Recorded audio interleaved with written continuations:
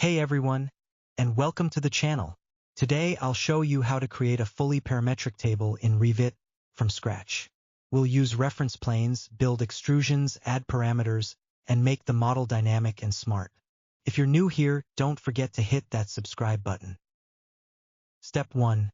Create a new family. Go to File, New Family. Choose the template metric furniture.rft. This opens a blank file designed for furniture elements like tables and chairs. Step 2. Add parameters. Let's add 3 main parameters: width, length, height. Go to Create Reference Plane and draw 2 vertical lines. These will be the length parameter.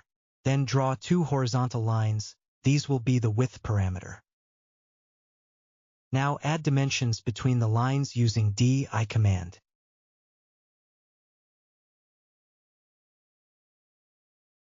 After you places the dimensions, pick it and click Create Parameter. Name it Length, then do the same with the width dimension.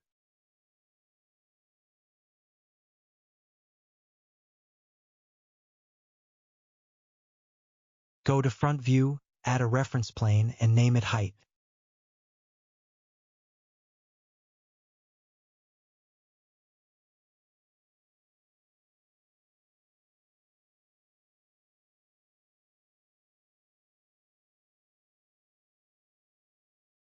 Step 3. Create the plane.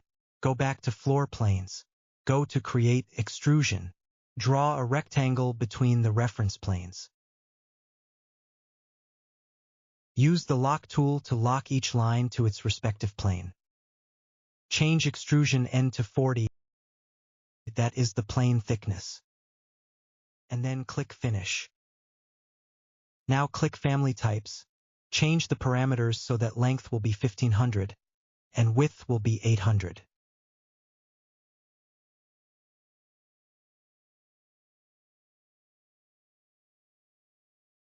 Step 4. Create the legs. Create 4 equal rectangles in the corners of the plane. I use copy and paste to quickly place it.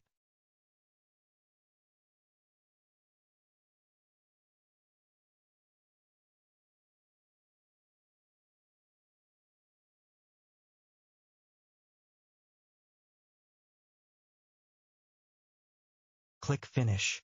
Define legs extrusion end to height reference plane and extrusion start to 0. Switch to Front View and pick the plane. Click Edit Work Plane, pick a plane and pick the height plane. Switch to 3D View, click Family Type and try to change the parameters.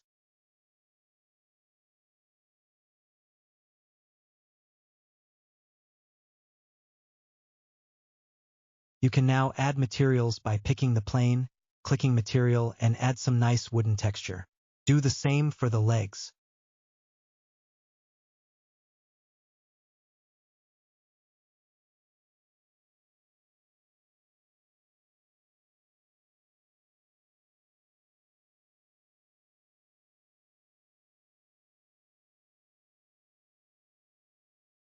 Switch to Realistic View to see what your table looks like. Save the family. File, Save as Family.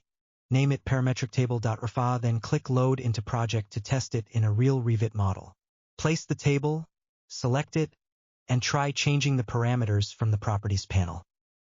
Let me know in the comments what you'd like to see next, and don't forget to subscribe for more tutorials. Thanks for watching. See you in the next video.